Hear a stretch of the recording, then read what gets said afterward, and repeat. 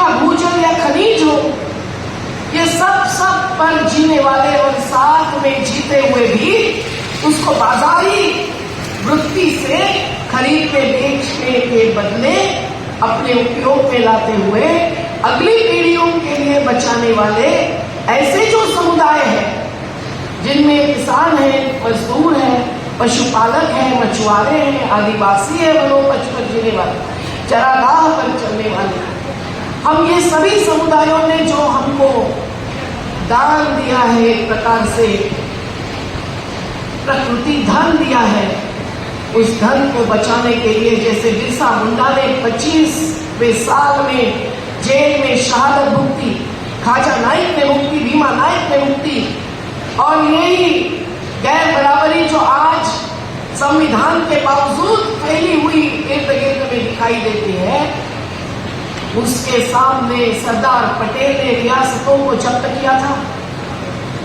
वही था really statue of unity.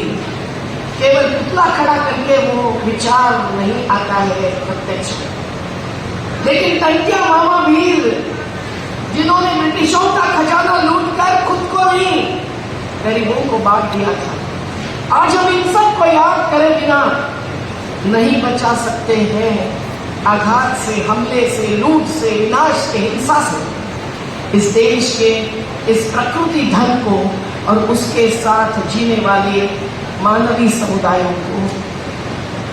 अन्य जानवरों की कीड़ा मुंगी की बात भी आशीष भाई ने बताई, क्योंकि वो भी विस्थापित होते हैं आदिवासियों के साथ।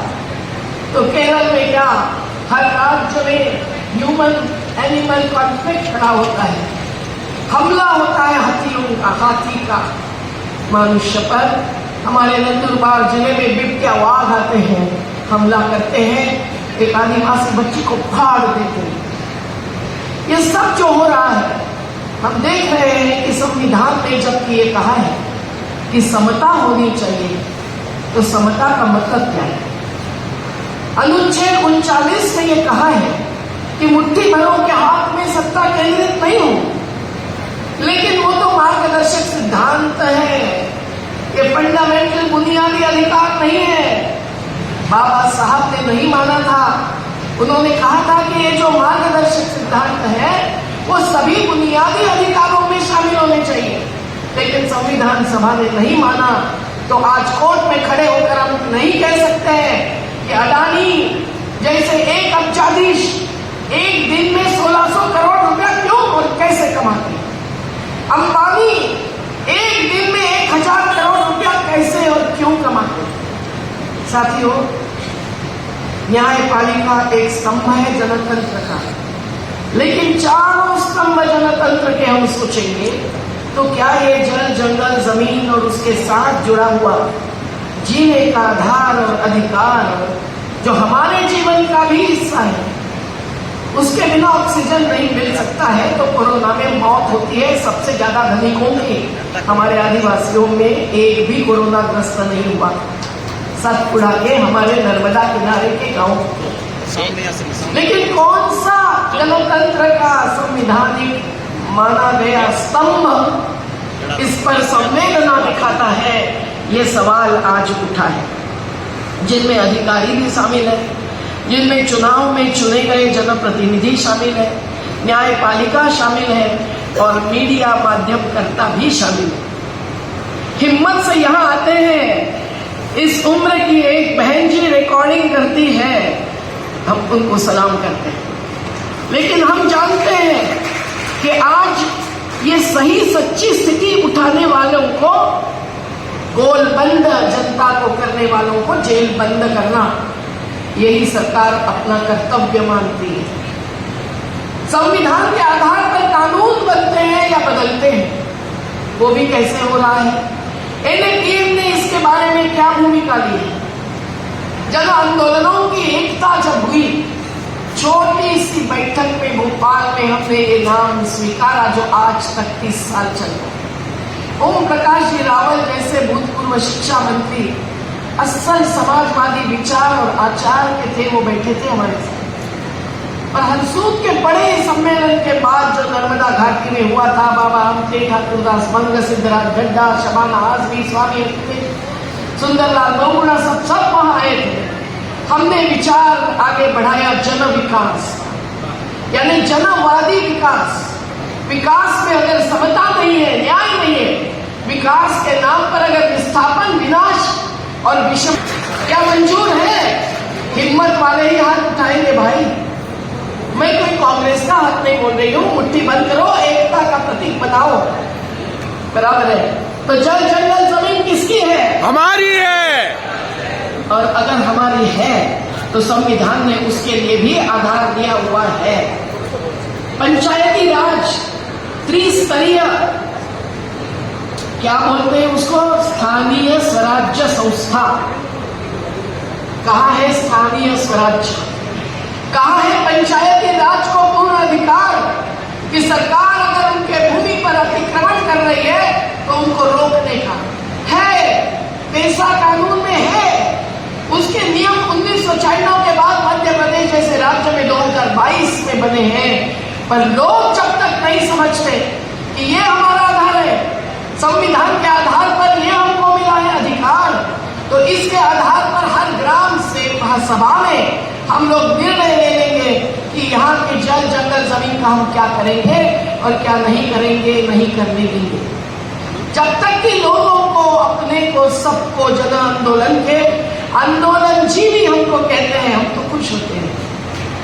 जिनका जीवन ही आंदोलन है और आंदोलन के ही जीवन आधार पर जीवन बचता है, तो हम सब लोग को ये समझना चाहिए कि क्या है ग्राम सभा, क्या है बस्ती सभा, एक वार्ड सभा, क्या उनको जनतांत्रिक अधिकार दिया जाता है?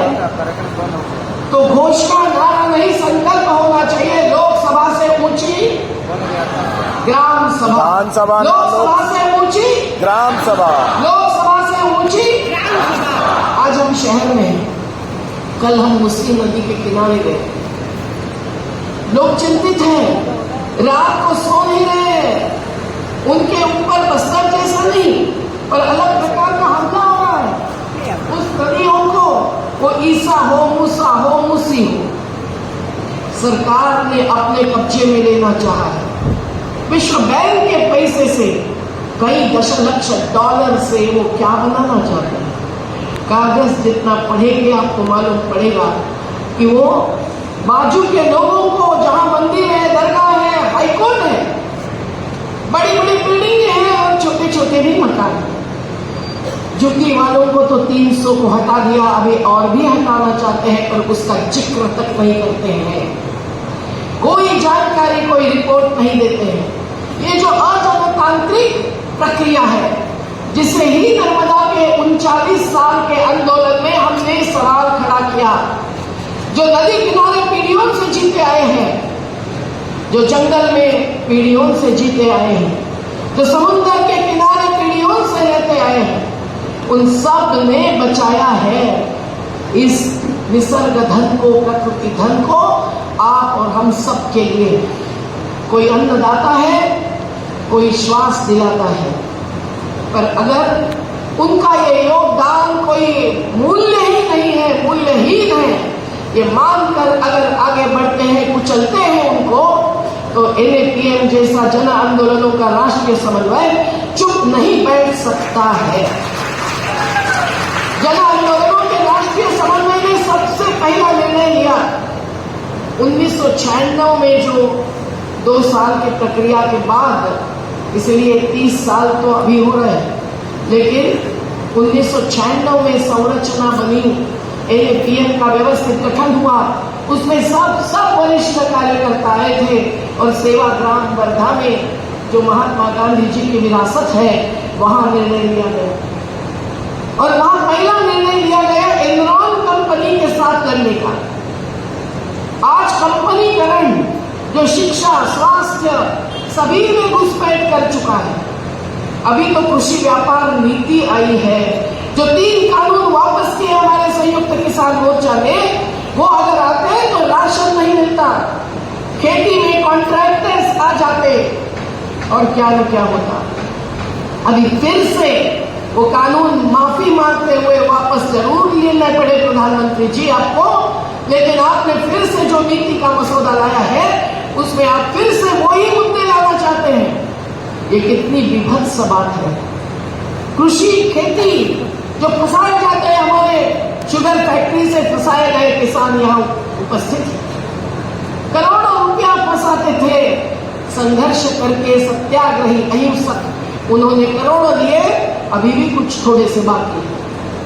पर अगर ये नीति में सब कुछ डिजिटलाइजेशन होना है, सरकार प्राइवेट कंपनी को गोडाउन्स बनाने में मदद रूप करने वाली है, तो क्या होगा? आप फोन पर सुनते होंगे साइबर क्राइम, साइबर क्राइम।